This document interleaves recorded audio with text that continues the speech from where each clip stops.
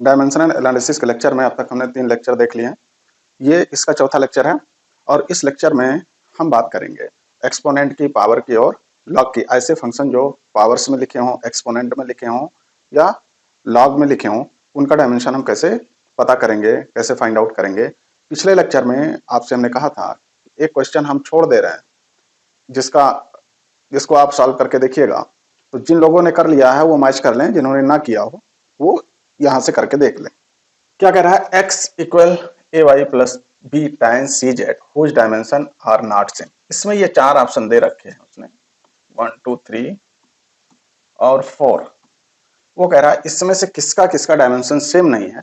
हमको ये भी नहीं पता है कि x क्या है और y क्या है, मतलब डिस्टेंस है, डिस्प्लेसमेंट है, वेलोसिटी है, ऐसा कुछ इसमें दिया नहीं है। तो आइए हम देखते हैं इस तरह के क्वेश्चंस को हम कैसे करेंगे। सबसे पहला काम हम क्या देखेंगे कि tan या ट्राइगोनोमेट्रिक रेशियो के अंदर कौन सा फंक्शन है, सी जेड है। ठीक, तो जो सी आप देखें सी जेड ये डायमेंशन लेस होगा, मतलब ये 1 हुआ। क्या हो गया, 1 हो गया। तो सी का डायमेंशन किसके इक्वल होगा, जेड इनवर्स के। अब इसमें आप देखें कि कौन सा ऑप्शन है, कह रहा है कि सेम नहीं है, मतलब सी और सी जेड इनवर्स इनका डायमेंशन क्या हो गया, सेम हो गया, क्योंकि सी किसके इक्वल है, जेड इनवर्स के। ठीक, इसका डायमेंशन तो सेम है। अब क्या पूछ रहा है, डायमेंशन सेम नहीं है। अब हम आते हैं एक्स और बी पे। देखें जो एक्स का डायमेंशन होगा वही बी का होगा। क्यों, क्योंकि tan सी जेड ये डायमेंशन लेस है, मतलब ये भी सही है। क्या है, ये भी सही, सही कह लें या ये गलत है, जैसा भी आप क्वेश्चन के हिसाब से देखेंगे तो गलत है। वैसे एक्स और बी का डायमेंशन क्या है, सेम है। सी और जेड इनवर्स का डायमेंशन सेम है। अब हम इधर आते हैं, देखो जो ए वाई का डायमेंशन है, किसका, ए वाई का, वो किसके इक्वल है, बी के। मतलब ए वाई किसके इक्वल है, बी के। तो y का डायमेंशन किसके इक्वल होगा, b बाई ए के। मतलब y और b बाई ए का डायमेंशन सेम होगा, मतलब ये भी ऑप्शन सही है। अब आके देखते हैं लास्ट वाला, हम कह रहा x और a का डायमेंशन सेम होगा। तो हम इस उसमें आके देखें, देखो जो x का डायमेंशन है, x का डायमेंशन ये किसके इक्वल होगा, ए वाई के। जबकि यहां क्या इसने दे रखा है कि x और a का डायमेंशन सेम है। तो x और a का डायमेंशन सेम नहीं होगा, मतलब ये ऑप्शन आपका यही सही है इस क्वेश्चन के हिसाब से। ठीक है, इस क्वेश्चन के हिसाब से कि x और a का डायमेंशन सेम नहीं होगा। तो यही पूछ रहा है कि आर नॉट सेम।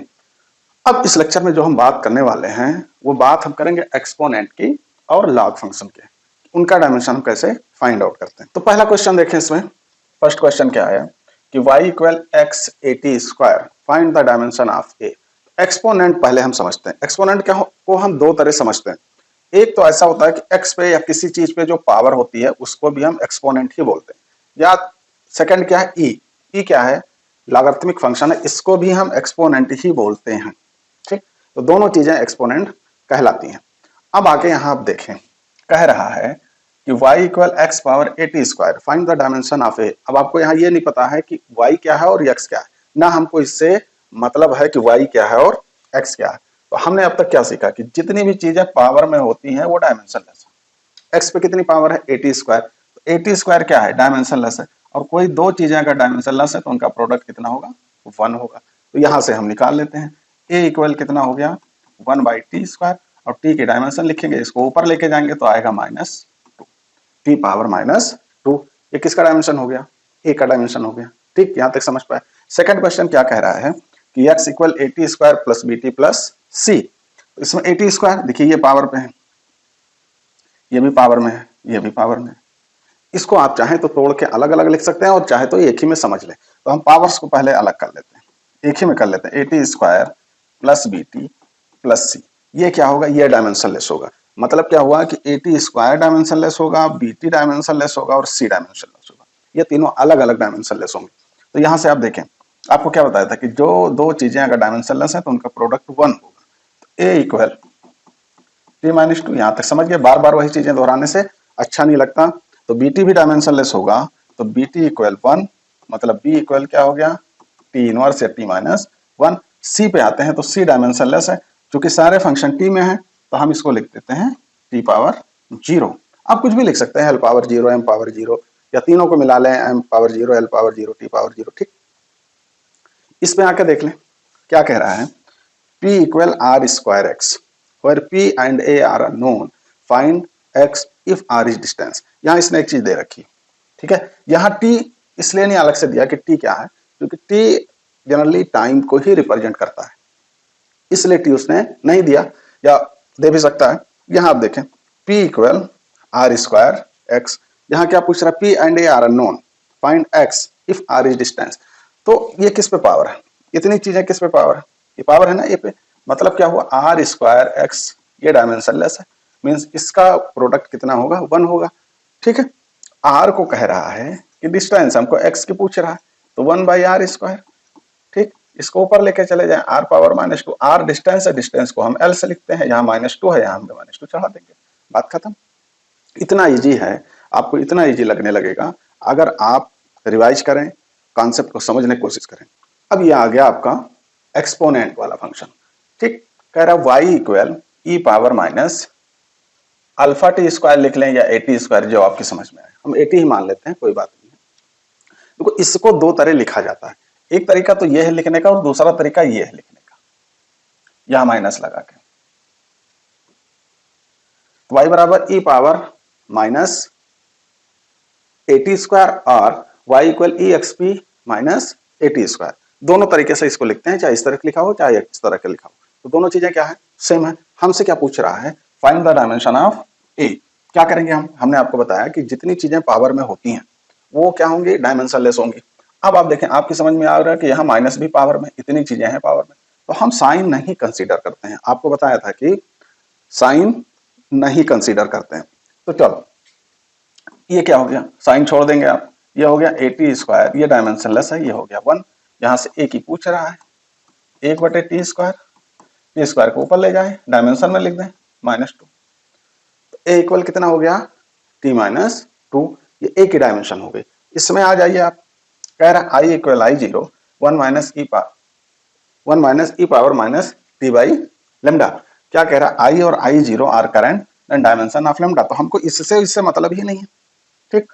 हम देखेंगे क्या पूछ रहा है, लेमडा पूछ रहा है, लेमडा है कहाँ, लेमडा ये पावर में है, तो t बाई लेमडा इक्वल कितना होगा, 1 होगा, तो लेमडा इक्वल क्या होगा, t होगा, क्रॉस मल्टीप्लाई कर लीजिए, डायमेंशन आप लिखेंगे कैपिटल T करके लिखेंगे, तो लेमडा की डायमेंशन क्या हो गई, कैपिटल T हो गई। क्वेश्चन क्या कह रहा है कि P equal alpha by beta mine e power minus alpha Z by के थीटा, वेयर के क्या है, जूल पर डिग्री सेल्सियस है, जेड डिस्प्लेसमेंट है, थीटा इज टेम्परेचर है, पी इज प्रेशर है, तो find the dimension of alpha by beta, alpha by beta. तो हम सबसे पहले किसको देखेंगे, हम सबसे पहले पावर्स को देखेंगे, ये है एक्सपोनेंट, इतना मतलब क्या हुआ कि अल्फा जेड बाई के थीटा इक्वल क्या हो गया, 1 हो गया, ठीक। अब क्या हमको चाहिए, अल्फा चाहिए, तो अल्फा इक्वल के थीटा बाई जेड। के क्या है, के कह रहा है जूल पर डिग्री सी, या बोल्ट्जमैन कांस्टेंट भी कहते हैं इसी को। के क्या है, जूल पर डिग्री सी, तो जूल एनर्जी का है ml स्क्वायर t -2, और के क्या है, जूल पर डिग्री सी, तो ये हो गया थीटा इनवर्स, ये के का हो गया, एक थीटा ये है, ये थीटा क्या है, ये टेम्परेचर है, एक थीटा और लिख दिया आपने, डिवाइडेड बाई जेड क्या है, जेड डिस्प्लेसमेंट है, तो डिस्प्लेसमेंट को किससे लिखेंगे, एल से। तो जेड क्यों डिस्प्लेसमेंट है, क्योंकि इसमें दे रखा है इसने कि जेड डिस्प्लेसमेंट है, ठीक।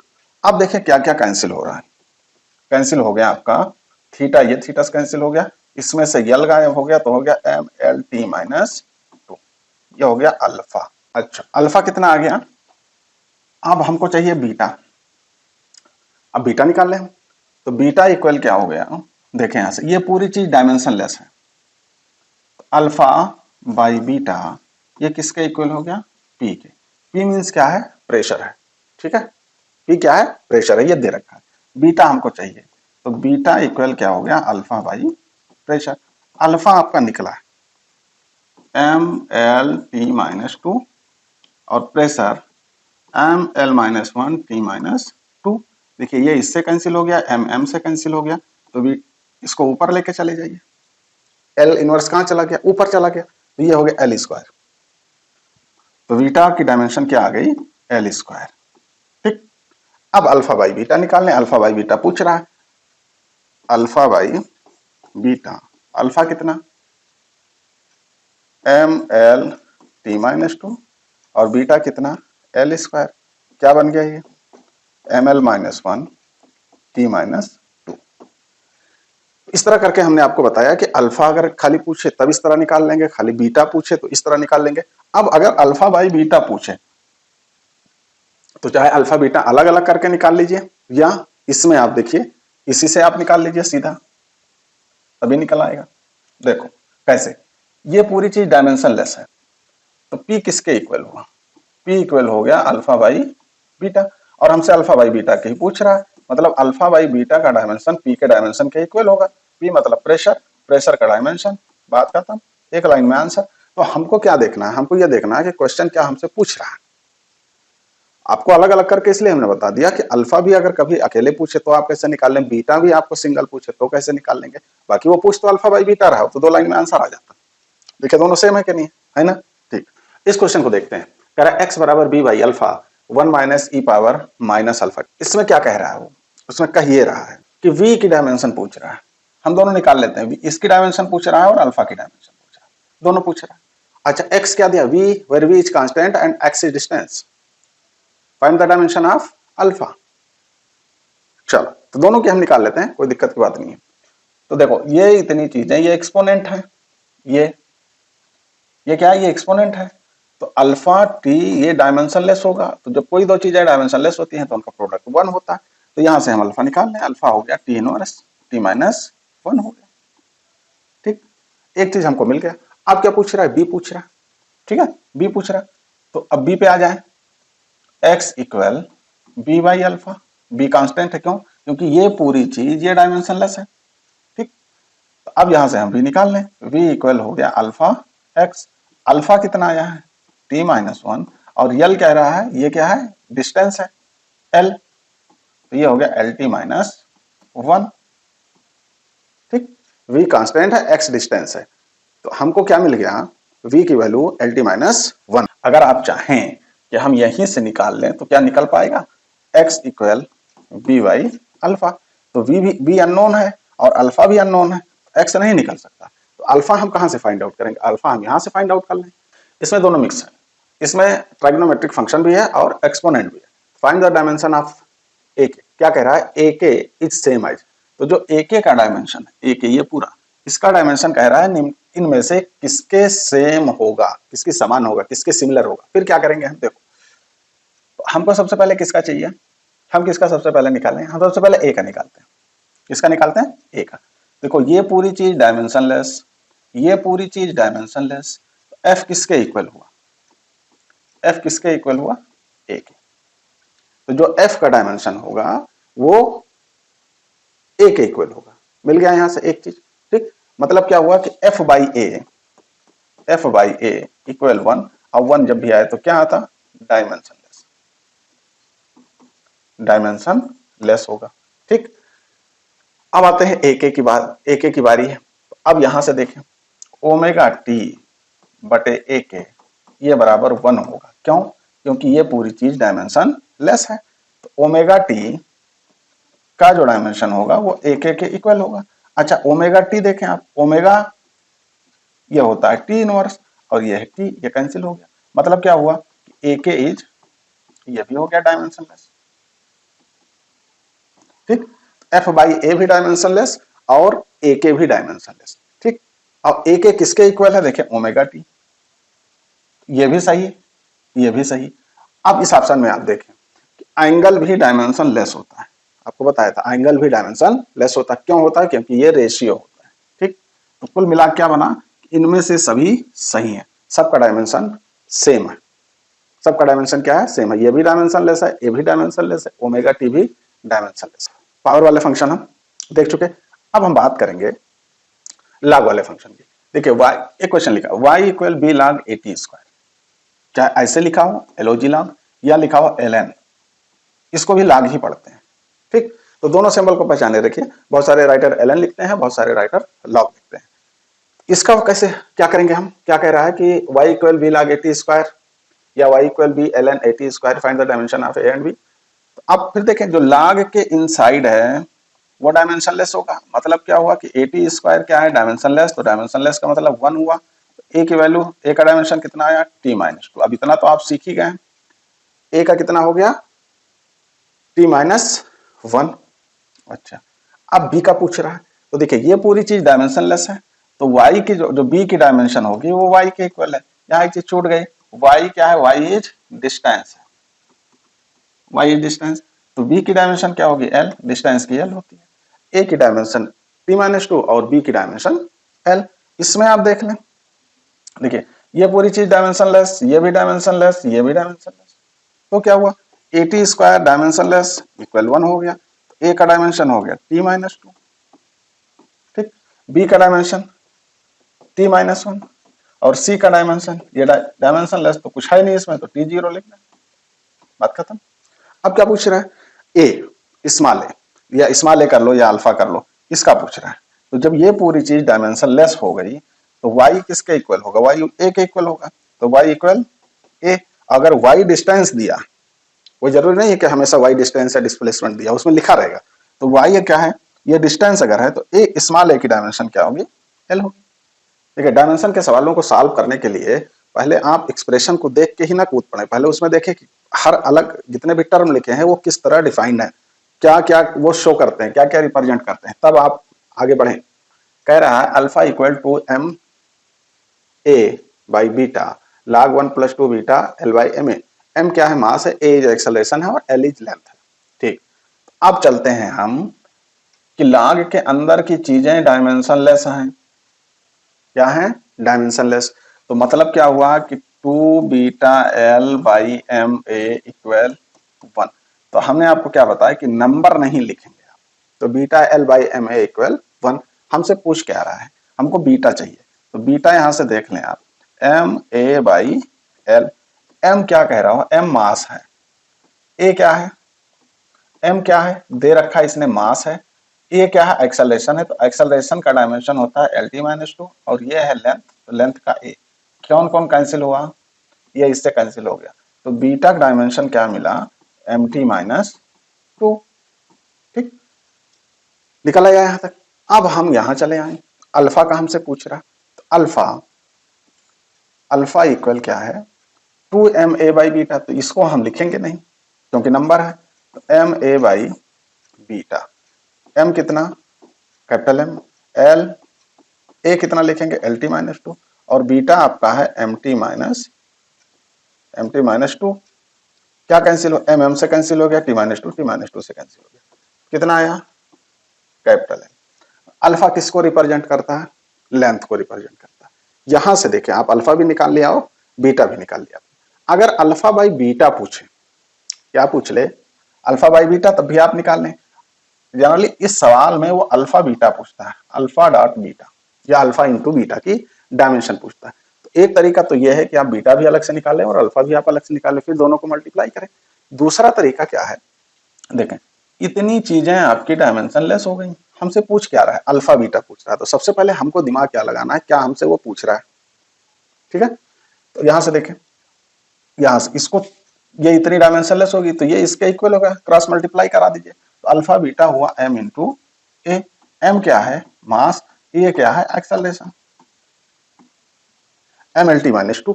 चाहे यहां से मल्टीप्लाई करके देख लीजिए, अल्फा में बीटा, बीटा ये है, अल्फा ये है, दोनों मल्टीप्लाई कराएंगे तो MLT-2 ही आएगा कि BD इसके इक्वल है 1 के। तो अगर हम B की डायमेंशन, तो अगर हम B की डायमेंशन मान लेते हैं x है, तो D की कितनी होगी, 1/x, मीन्स x इनवर्स होगी।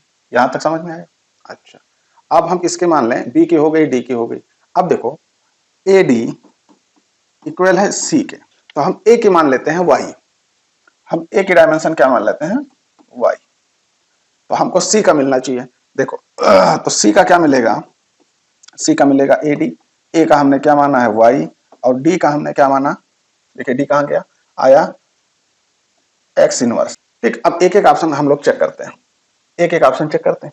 देखो क्या लिखा, पहला देखें, C बटा BD माइनस AD स्क्वायर बटे C। इसमें C का डायमेंशन रखें, C कितना है, y, x इनवर्स बटे BD का डायमेंशन 1 है, खत्म है, कोई मतलब ही नहीं है इसका। अब आ जाए इधर, ये हो गया ए कितना आया आपका, ये हमने माना है y के, तो देखिए y हो गया। D कितना है, कहाँ गया D आपका है x इनवर्स, तो ये हो गया x स्क्वायर। C कितना है, y और x इनवर्स। ठीक, अब देखिए y से कैंसिल हो गया, y से कैंसिल हो गया, बचा क्या हमारा यहाँ y x इनवर्स, और यहाँ क्या बचा माइनस, ये ऊपर गया, ये बना x इनवर्स। कौन, अच्छा ये वाला, सॉरी, तो ये ऑप्शन रॉन्ग है, मिल गया आपको। अगला क्या देखते हैं, ए स्क्वायर माइनस ए स्क्वायर बी स्क्वायर, इस तरह हम करके चेक कर लेंगे। अब इसको चेक कर लेते हैं, एक तो आपको मिल गया, इसको चेक कर लें, इसको ए बाई बी माइनस सी को चेक कर लेते हैं। ए कितना है, ए को हमने वाई माना, बी को कितना माना, एक्स माना, सी कितना आया, वाई एक्स इनवर्स। तो क्या ये सेम है, दोनों सेम आने चाहिए, एक्स को नीचे ले आओ, हाँ y x minus y x, मतलब क्या हुआ कि ये सही है, ये सही है। ठीक, ऐसे हम चेक करेंगे। देखिए जितना इसकी डायमेंशन है उतनी है, दोनों जब चूंकि घट रही हैं तो दोनों बराबर आनी चाहिए। ठीक है, इसमें देख लेते हैं ए माइनस सी में, तो जो ए का होना चाहिए वही सी का होना चाहिए, बट ए और सी का डायमेंशन सेम नहीं है। ए को आपने वाई माना है और सी का कितना है, वाई एक्स इनवर्स, तो ये भी रंग है। ठीक, अब क्या है, ए स्क्वायर माइनस ए स्क्वायर बी स्क्वायर, चलो ए स्क्वायर वाई स्क्वायर माइनस ए स्क्वायर वाई स्क्वायर, बी कितना है, बी है एक्स, ये हो गया एक्स स्क्वायर। देखिए ये इससे घट रही है तो दोनों डायमेंशन सेम होना चाहिए, तो ये भी आपका रंग है। मतलब क्या हुआ कि इसके 3 ऑप्शन रंग है। या ऐसे कह लें कि क्या ऐसे पूछे देन व्हिच इज रंग, या कह लें which is true, which is true, एक ही ऑप्शन सही है इसका। इस तरह हम करके चीजों को देखते हैं। ये बड़ा इंपॉर्टेंट क्वेश्चन है, कई बार आया है। इस लेक्चर में बस इतना ही। इसके अगले लेक्चर में हम बात करेंगे इस तरह का क्वेश्चन दिया हो जिसमें वो कह रहा है if f is force, velocity v, time t are fundamental quantities then find the dimension of energy. वैसे एनर्जी का डायमेंशन क्या होता है, ml square t minus 2, energy का डायमेंशन होता है ml स्क्वायर t माइनस 2।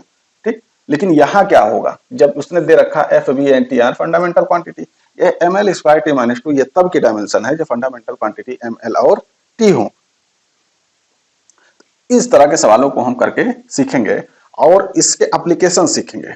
अभी तो हमने क्या सीखा इसका कि logarithmic function, exponent, trigonometric function, power, इस तरह की चीजें हम सीख चुके हैं डायमेंशन निकालना। अब हम इसके एप्लीकेशन में जाएंगे, इससे हम क्या क्या चीजें कर सकते हैं। तो इतनी चीजें अगर आपकी समझ में आई और पूरा लेक्चर शुरू से देखिए, प्लेलिस्ट में 1 2 3 4 करके बना है, तो आप पहले वहां से इसको देखें, सीखें, उसके बाद हम आगे धीरे धीरे आपको बेसिक से एडवांस लेवल तक ले चलेंगे। सारे लेक्चर अगर आप देख लेंगे तो आपको डायमेंशन के सारे डाउट क्लियर हो जाएंगे, सारे कॉन्सेप्ट एकदम बिल्डअप हो जाएंगे और आपको चीजें बहुत आसान लगने लगेंगी। Thank you.